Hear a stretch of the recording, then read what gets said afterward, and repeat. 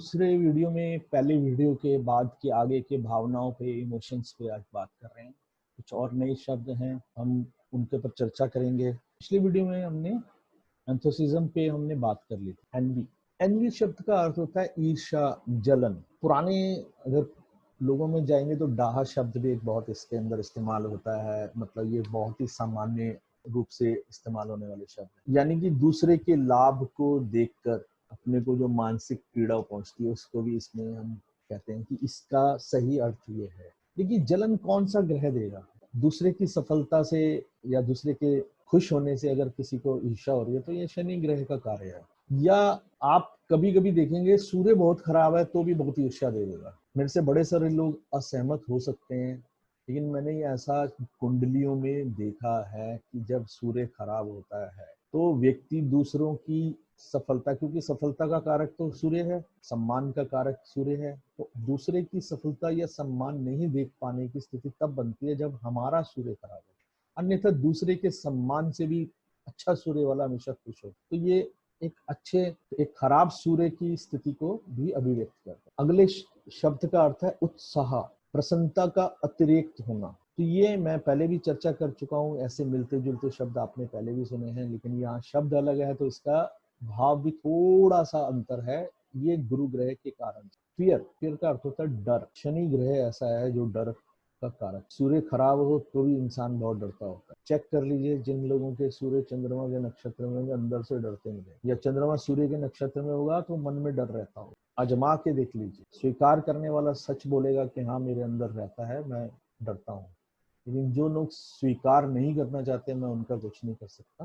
केतु भी इसमें बहुत जबरदस्त पैदा करता है डर की स्थितियां उत्पन्न होने में, या डर का भाव पैदा होने में। स्थितियां और भाव दोनों पैदा होने में जो है केतु का भी रोल है। अगला शब्द है फ्रस्ट्रेशन। इसको सामान्य तौर पे हम सभी जने जानते हैं फ्रस्ट्रेशन का अर्थ क्या है। तो फ्रस्ट्रेशन जो है हताशा, या किसी कार्य के हम नहीं कर पाते हैं तो उससे हमारे को, हम कुछ करना चाहते हैं तो नहीं कर पाते हैं, या हमारे में ऐसा कोई भी कार्य नहीं कर पाने की क्षमता के कारण से भी फ्रस्ट्रेशन जब भी होगी, ये को असफलता का द्योतक होगी, तो शनि ग्रह हमारे को फ्रस्ट्रेशन देता है।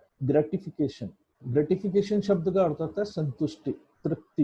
ये गुरु ग्रह देता है। ईश्वर कृपा से जो है, जितना है, जैसा है, बहुत अच्छा, बहुत बढ़िया, प्रभु तेरा धन्यवाद। ये अच्छा गुरु जिसका भी होगा, फोर्थ भाव बहुत शुभ स्थिति में होगा, या उस पे शुभ ग्रहों का प्रभाव पड़ रहा होगा, या वहां पे एक ऐसा ग्रह बैठा हो जिसकी डिजायर्स कम होती हैं, शनि जैसा ग्रह बैठा हो, तो ऐसा व्यक्ति संतुष्ट हो जाएगा। अच्छे गुरु से भी ये चीजें हो सकती हैं। और एक शनि के ऊपर गुरु की दृष्टि भी और फोर्थ भाव पे भी है, तो ऐसा संभव है कि फोर्थ लॉर्ड पे भी है, तो ये भी। ग्रेटिट्यूड का मतलब होता है आभार व्यक्त करना। कोई हमारे साथ अच्छा व्यवहार करता है, हमारा सम्मान करता है, या हमारे किसी बुरे वक्त में काम आता है तो आभार व्यक्त। हमारे दुख में कोई काम आया तो उसको आभार व्यक्त, या हमारी पीड़ा की स्थिति में कोई बंदा हॉस्पिटल में बैठा है, उसको ब्लड चाहिए, कोई ब्लड दे जाए तो उसको आभार व्यक्त करता है कि आपका बहुत बहुत धन्यवाद, आप इस समय में। किसी को पैसे की समस्या खड़ी थी तो आपने जाके उसको दे दिया, तो वो मन ही मन आभार भी व्यक्त करेगा, कुछ शब्दों में भी आभार व्यक्त। ये आभार व्यक्त करने का जो भाव होता है, कोई करेगा या जिसको आभार मिलेगा, ये दोनों स्थिति में गुरु ग्रह दोनों के अच्छे होने, नहीं तो नहीं मिलेगा। आभार व्यक्त वो नहीं करेगा जिसका गुरु ग्रह अच्छा नहीं होगा। कर दिया तो क्या हो गया यार, तुम्हारे को तो करना चाहिए था। आप समझ लीजिए कि उसका गुरु ग्रह खराब है, सोचने की भी जरूरत नहीं है, कुंडली बाद में देखने की जरूरत है, पहले ही आप समझ लीजिए। अगर वो ये शब्द इस्तेमाल कर, क्या हो गया, आपने कर दिया तो क्या हो गया, वो तो आपका फर्ज था। यानी कि वो उसका गुरु ग्रह खराब है। और ये भी हो सकता है कि आपका और जो उसका रिश्ता बनता है उसमें गुरु ग्रह जो है 6-8 के स्थिति में बैठा हो, तो भी ये संभव है। थैंकलेस हो जाएगा। लेकिन अगर वो थैंकफुल है तो आप ये कह सकते हैं ग्रेटिट्यूड तभी करेगा जब वो आपको आपके कार्य के लिए अच्छी स्थिति होगा, पंचम नवम बन जाए आपके ग्रह के भाव से, तो वो भी तब भी ऐसा करेगा। ग्रीड, लालच। देखिए, लालच जो है अभावों के कारण से भी हो सकता है, और लालच पावरफुल होने के कारण से भी हो सकता है। तो लालच अगर अभावों के कारण से है तो आप मान के चलें कि वो लालच शनि के कारण, क्योंकि अभाव शनि देता है। केतु के कारण से है जो बहुत ही बुरी स्थिति तक ले जा सकता है, क्षमता रखता है। या मंगल, बहुत पावरफुल मंगल लेकिन दूषित हो चुका हो, पावरफुल मंगल के ऊपर राहु या शनि का प्रभाव हो तो भी लालच बहुत होगा, अंतहीन लालच। या सूर्य खराब हो और उस पर राहु का प्रभाव हो, पहले ही खराब हो और उस पर राहु का प्रभाव हो तो भी उसको अंतहीन लालच दे देगा, सब कुछ मेरे मेरे साम्राज्य के अंदर रहना। मंगल तो सेनापति है तो वो छीन छपट जैसे भी करना चाहे वो करने के लिए तैयार है। उसके बाद आता है ग्रीफ। देखिए ग्रीफ का अर्थ होता है गहरा शोक, अप्रिय कोई चीज हो जाना। जब भी कोई मेरे साथ कोई अप्रिय घटना घट जाए या जो मेरे लिए बहुत दुख पीड़ा की स्थिति उत्पन्न होती है तो उसके लिए हम हमेशा जानते हैं कि जीवन के समस्त कष्ट दुख पीड़ा का कारक ग्रह शनि और केतु। तो ऐसा कभी भी होगा तो जीवन में चंद्रमा पे इनके प्रभाव देखेंगे।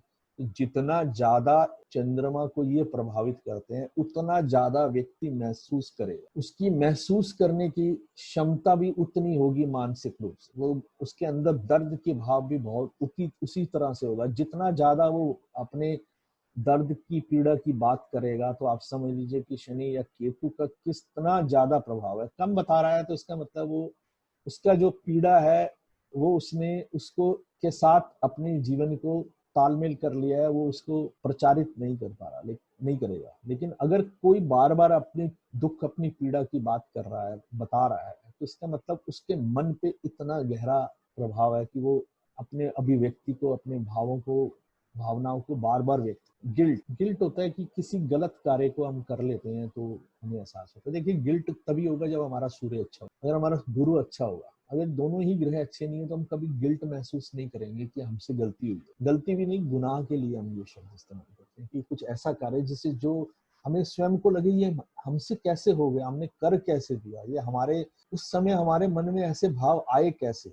अब देखिए वो गिल्ट के जो भाव होंगे वो हमेशा स्वार्थ के कारण से आ सकते हैं। जब मंगल बहुत खराब स्थिति में आ जाए, शनि आ जाए खराब और राहु भी, इन तीनों का तालमेल बन जाए तो ये स्थिति बन सकती है कि, और उसके बाद गिल्ट महसूस होने की स्थिति वो गुरु या सूर्य के कारण से। गिल्ट उसी को महसूस होता है जिनके सूर्य गुरु अच्छे हो कि मेरा ये कार्य निंदनीय था, मेरे वो चाहे और कोई बोले ना बोले वो अंतःकरण उनका बताता है कि ये मैंने अनुचित कार्य कर दिया। मेरे को कोई और देखे ना देखे, ईश्वर तो देखता ही है। तो वो जानता है कि अंतःकरण में बैठा हुआ जो हमारा ईश्वर है, जो हर समय आत्मा रूपी भगवान है, वो हमें बता, और उस आत्मा रूपी भगवान के लिए भक्ति धर्म ज्ञान का भाव है, वो जो गुरु है वो हमारे लिए हमें बताने के लिए बहुत है कि गिल्ट क्यों हो रही है। और उसके बाद तीसरा शब्द आ जाता है, अगला शब्द है हैप्पीनेस, जिसे हम खुशी कहते हैं। क्योंकि खुशी हमेशा कोई सफलता के कारण से कोई चीज अच्छी होती है, कुछ एक स्वाभाविक रूप से बहुत हमेशा खुश रहते हैं। तो आप देखेंगे उनका शुक्र ग्रह बहुत अच्छा होगा,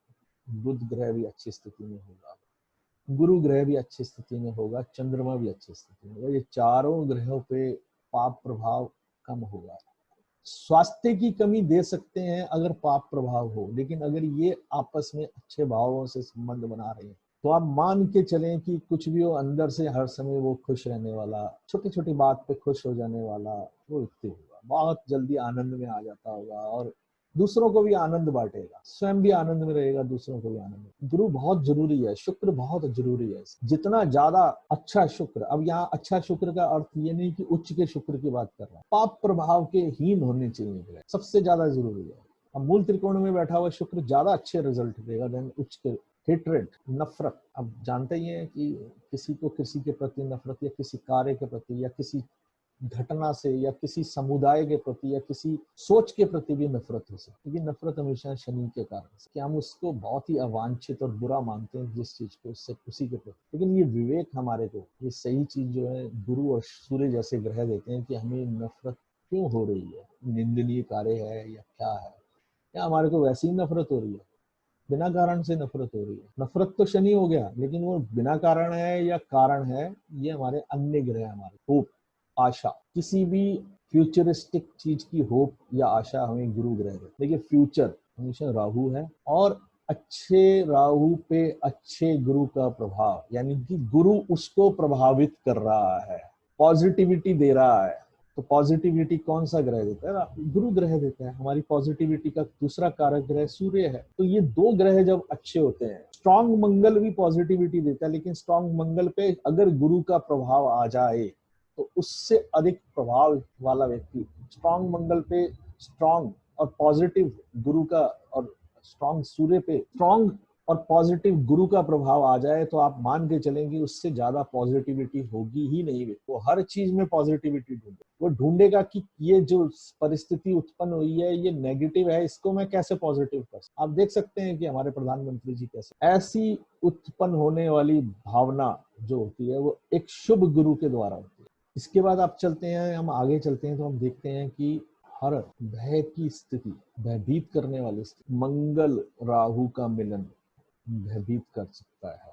इसमें अगर शनि भी जुड़ जाए तो दुर्घटना से भयभीत कर, केतु जुड़ जाए तो अचानक एकदम अचानक होने वाली दुर्घटना मंगल पे। मंगल राहु तो आप ये कह सकते हैं कि जैसे बिजली मंगल है और राहु जो है वो झटका देता है उसका, तो ऐसा झटका लग जाना वो राहु मंगल के कारण से होता है। और जब चंद्रमा के होता है तो कोई ऐसी परिस्थितियां भी बन जाती हैं, छठा भाव जुड़ जाए, अष्टम भाव जुड़ जाए तो आप मान के चलें कि ऐसी परिस्थिति बहुत बड़ी बन सकती है। हर ग्रह की ऐसी स्थिति के लिए उपाय अलग होंगे, इंडिविजुअलिस्टिक होंगे।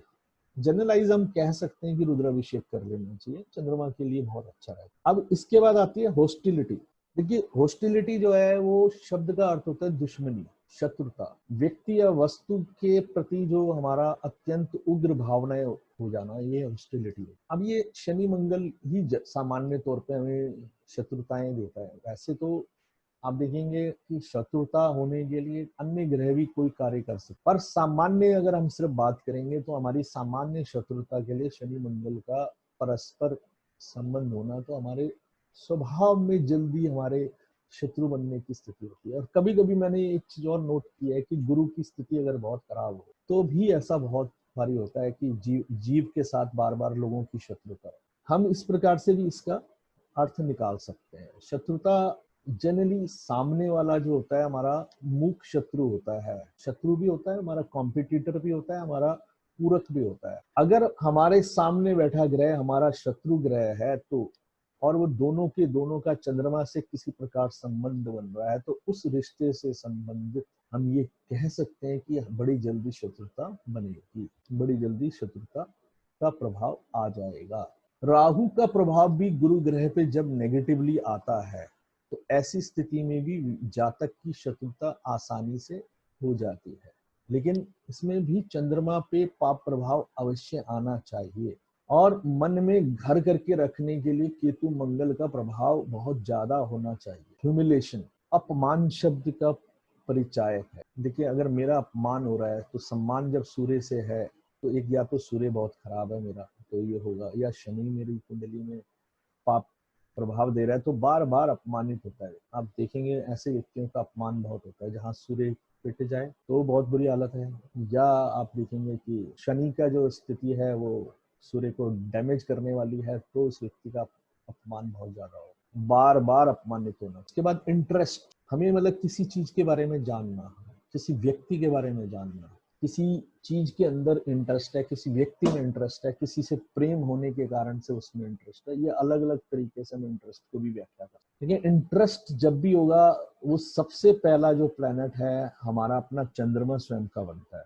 किसी चीज के बारे में जानना होगा, मरकरी होगी। हम जानकारी बढ़ाना चाहते हैं तो हमारी जानकारी बढ़ाने के लिए मरकरी अच्छा होना बहुत जरूरी। अगर हमें व्यक्ति के अंदर इंटरेस्ट जागृत हुआ है तो हम पहले जानकारी जागृत करेंगे मरकरी के माध्यम से। तो मंगल एवं शुक्र, हम स्त्री पुरुष के आधार पे हम ये देखेंगे कि हमारा कौन सा ग्रह इससे और जुड़ेगा तो हमारा इंटरेस्ट उस प्रकार का भी जागृत होगा। मंगल एंड शुक्र भी साथ में जुड़ेंगे। अब अगला शब्द है जेलेसी। जेलेसी शब्द सामान्यतः सभी व्यक्ति जानते हैं कि ईर्ष्या होना, इससे संबंधित हमने शब्द पहले भी लिए हैं, लेकिन हर शब्द का कहीं ना कहीं थोड़ा सा अंतर भी होता है। कहीं ना कहीं जेलेसी क्यों होती है, मैंने अभी आपको पहले भी बताया, भावों के कारण से भी, और कई कई अधिकार ज्यादा रखने की भावना के कारण से भी हो सकती है। शनि ग्रह, सूर्य खराब होना, मंगल खराब होना, पाप प्रभाव में आना, ये हमें जेलेसी दे सकता है। आपके लिए ये बड़ी हैरानी की बात होगी कि गुरु ग्रह भी जेलेसी देता है। मैंने तो ऐसे ऐसे व्यक्ति देखे हैं वो केवल अपनी बात करने के ऊपर करेंगे कि मेरी बात करो, मेरे बारे में बोलो, मैं महान हूँ, मैं अच्छा हूँ, मैंने ये अचीवमेंट किया है, या मेरी ये बात बहुत अच्छी है। ज्योतिष से जुड़े हुए लोग मैंने देखे हैं वो ये बोलेंगे मेरी ये प्रेडिक्शन बहुत अच्छी निकली, मेरी एक्यूरेट प्रेडिक्शन निकली है। आप बार बार बताओ ना, सबको बताओ कि मेरी प्रेडिक्शन ठीक निकली, मैं ऐसा व्यक्ति जब देखेंगे आप, तो आप समझ लीजिए कि उसका दूसरों के प्रति जेलसी है। जेलसी शनि हो गई, लेकिन उसके पीछे का कारण ग्रह जो है, यहाँ पे आप मान के चलें कि कोई और अन्य ग्रह भी हो, अभाव हो सकते हैं, ज्यादा दूसरों की चीजें अपनी मुट्ठी में रखने का अभाव हो सकता है, या एक निरंकुश राजा के तौर पे भी आप हो सकते हैं, जो सब कुछ अपने उसमें रखते हैं कि मेरी मुट्ठी से बाहर कैसे गया, कोई सांस भी कैसे ले, या किसी को अपने बराबर ना मानने के कारण से भी जेलसी कि वो कैसे सफल हो सकता है, वो तो मेरे सामने कुछ भी नहीं है, ये चाय वाला कैसे प्रधानमंत्री बन सकता है। ऐसे बड़े सारे लोगों को जेलसी। अगला शब्द है जॉय। जॉय का मतलब होता है हर्ष, खुशी। ये हमेशा आपको पता ही है कि शुक्र बहुत अच्छा होना चाहिए, गुरु बहुत अच्छा होना चाहिए। ऐसे आंतरिक संतुष्टि, खुशी जो है वो हमेशा अच्छे शुक्र और अच्छे गुरु के कारण से। जो व्यक्ति आप देखें अंदर से शांत है, झील की तरह गहरा है, कोई तरंगे नहीं है, कोई उसमें पानी में लहरें नहीं है, बिल्कुल शांत है, इससे ज्यादा अच्छा कौन सा व्यक्ति होगा। कोई घटना उसे प्रभावित नहीं करती, कोई चीज उसके मन को विचलित नहीं करती है। तो ऐसा गुरु और शुक्र के माध्यम से। और बुध पे भी पाप प्रभाव नहीं होगा, चंद्रमा पे भी पाप प्रभाव नहीं होगा। काइंडनेस ये गुरु ग्रह देता है, ये बहुत अच्छा गुरु ग्रह देता है। गुरु कुंडली में अच्छा है, शुभ ग्रहों का स्वामी है। आप मान लीजिए कि आप और अच्छा शुभ प्रभाव लिए बैठा है, तो मान लीजिए जीवन बहुत ही अच्छे से चलेगा। ये हमारे ऋषियों ने ऐसे नहीं बोला कि एक गुरु जो है करोड़ों, लाखों, हजारों दूर कर सकता है, लेकिन वो शुभ होना चाहिए। मैं ये बार बार बोल रहा हूँ कि वो शुभ होना चाहिए कुंडली के लिए। उस शब्द को बगैर यूज करे अगर आप बोल रहे हैं कि हर समय सिर्फ अच्छे फल देगा, तो नहीं देगा। शुभ ग्रह ही आपके जीवन में शुभता देते हैं। वो तात्कालिक शुभ भी होना चाहिए, नैसर्गिक शुभ भी होना चाहिए। और कभी कभी तात्कालिक शुभ ग्रह भी आपके नैसर्गिक शुभ ग्रह से ज्यादा आपके जीवन में शुभता भर दे। लेकिन काइंडनेस हमेशा अगर है किसी के जीवन में, तो वो एकमात्र आप मान के चले कि गुरु ग्रह बहुत, तभी वो काइंड, सबके लिए प्रेम रखने वाला, सारा जो विश्व है वो मेरा अपना है, इतनी बड़ी सोच, इतना बड़ा हृदय लेके चलने वाला व्यक्ति।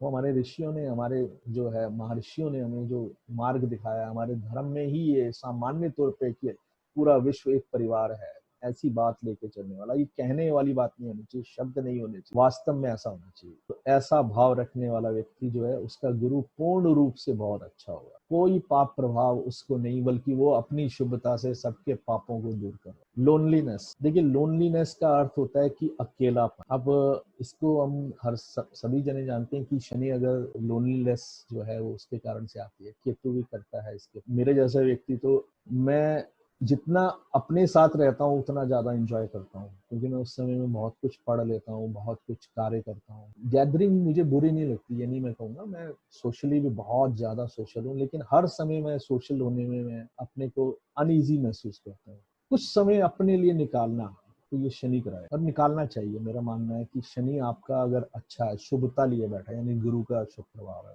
अन्य ग्रह भी शुभता दे रहे हैं उसे, चंद्रमा भी अपनी शुभता दे रहा है, वो चंद्रमा उसको कंट्रोल कर रहा है, उसकी नेगेटिविटी को। तो मतलब आगे निकल जाना चाहिए चंद्रमा को डिग्री वाइज या अगले भाव में। तो ऐसा गुरु और ऐसा चंद्रमा और शुक्र भी शनि के लिए शुभता लिए हुए होगा, तो उस व्यक्ति के अंदर अपनी अकेलापन अपनी असेट बनेगा, लायबिलिटी नहीं बनेगी। वो संसार से दूर होने के लिए अकेलापन नहीं चाहेगा, लेकिन संसार से दूर होके अपने जो जिस मानव जन्म लेने का उद्देश्य है उसके लिए वो अपने लिए लव, प्रेम, ये अपने आप में एक चंद्रमा का भाव है, बहुत ज्यादा सुंदर शब्द है। और हम सभी जानते हैं कि प्रेम हमारी चंद्रमा से संबंधित कहानियों में उन्होंने प्रेम किया, उन्होंने ऋषि बृहस्पति की पत्नी से प्रेम किया था, ये हम सभी जानते हैं। तो इसलिए चंद्रमा सबसे पहला ग्रह है। और वो प्रेम पवित्र है या अपवित्र है, वो कलंक का कारक बनेगा या वो आपके